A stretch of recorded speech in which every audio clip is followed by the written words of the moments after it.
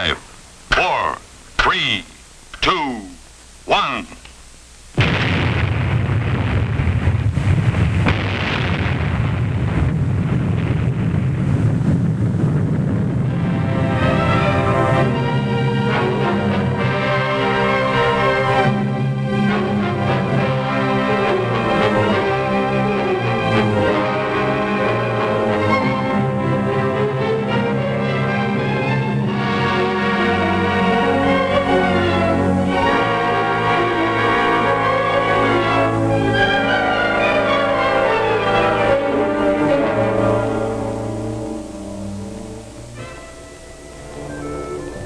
One American town looks like any other when you see it from an airplane window.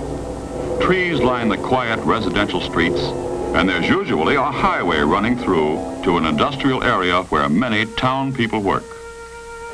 But in every town, you'll find houses like this, run down, neglected. Trash and litter disfigure the house and yard. An eyesore, yes, and as you'll see, much more. A house that's neglected is the house that may be doomed in the atomic age. What would happen to such a town if it were on the outer fringe of an attack directed at a nearby city?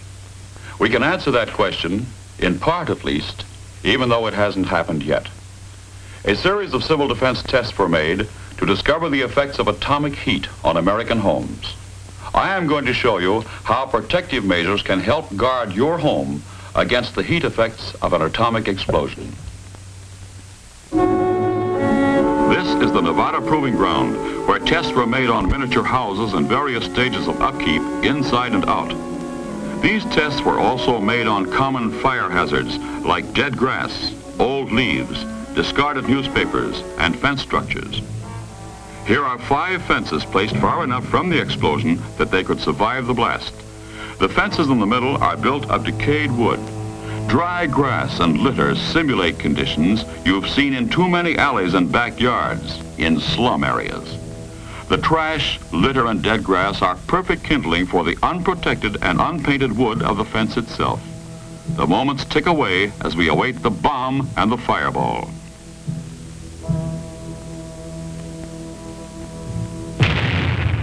The light flash and the heat or thermal wave, then the blast wave. You'll remember the 3 middle fences are built of rotten wood, unpainted and surrounded by trash. They are immediately ignited. The 2 outer fences, without litter, are slower to ignite.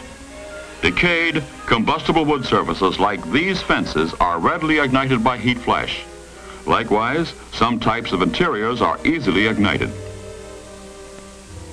This will be demonstrated in the next test.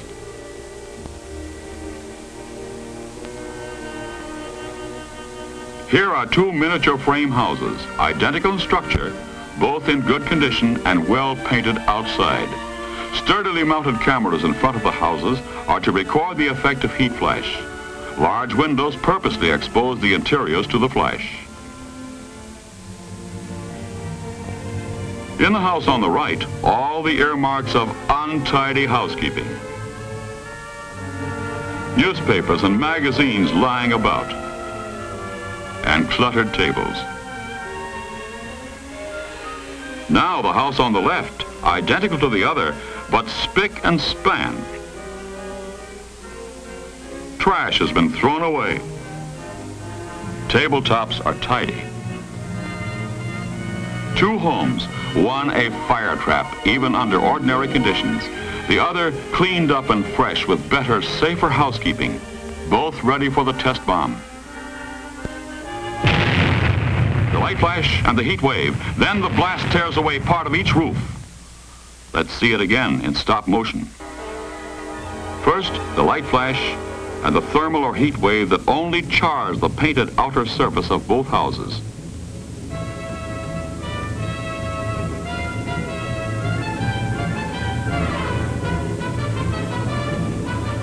Then the blast.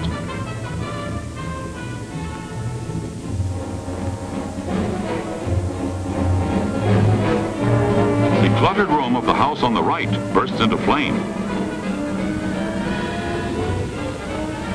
In a few moments, the interior is completely ablaze.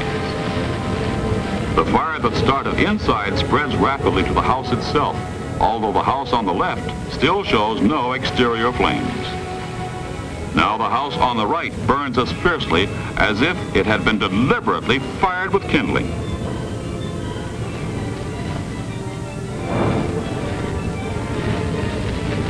The lack of fire-safe housekeeping has doomed this house to destruction. In the other house, with its better, safer housekeeping, readily extinguished afterward. Damage? Yes, but the house still stands. One house standing, one house leveled, both painted and cleaned up outside. Identical houses except for inside conditions and housekeeping. Now, our third test. 3 identical miniature frame houses, each with varying exterior conditions, all the same distance from the point of the explosion. The house on the right, an eyesore. But you've seen these same conditions in your own hometown. Old, unpainted wood, and look at the paper, leaves, and trash in the yard. In a moment, you'll see the results of atomic heat flash on this house. The house on the left, typical of many homes across the nation. Heavily weathered, dry wood in run-down condition.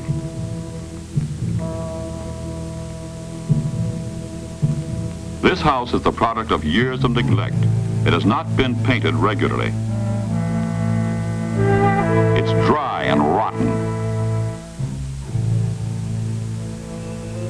A tinderbox ready to turn into a blazing torch. The house in the middle, in good condition, with a clean, unlittered yard. The exterior has been painted with ordinary, good quality house paint. Light painted surfaces reflect heat, and the paint also protects the wood from weathering and moisture damage.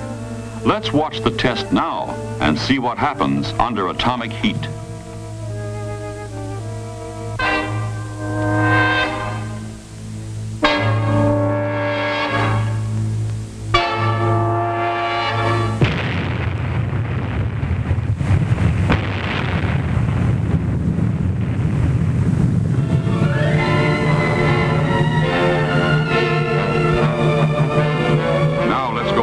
See it again in stop motion.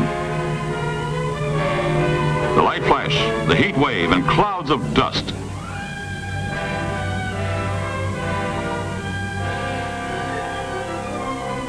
Keep your eye on the house on the right. Notice how the heat wave affects it.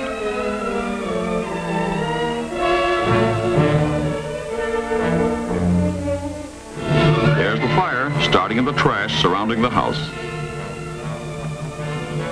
Now it spreads to the house itself.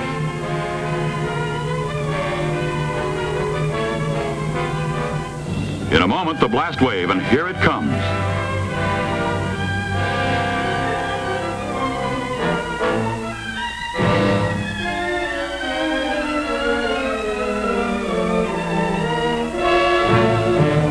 The house on the right is the first to ignite. The trash serves as kindling for the dry, weathered wood.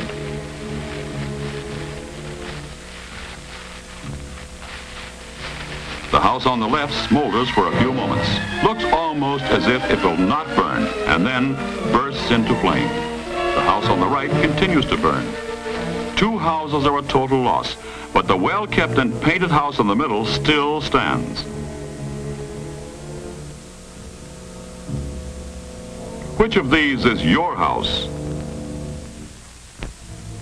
This one? The house on the right, dilapidated with paper, dead grass, litter everywhere.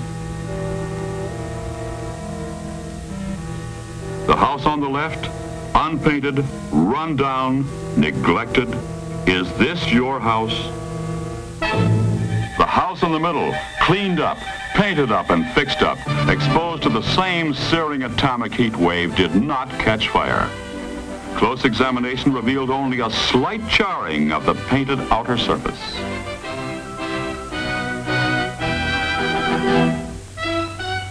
Yes, the white house in the middle survived an atomic heat flash.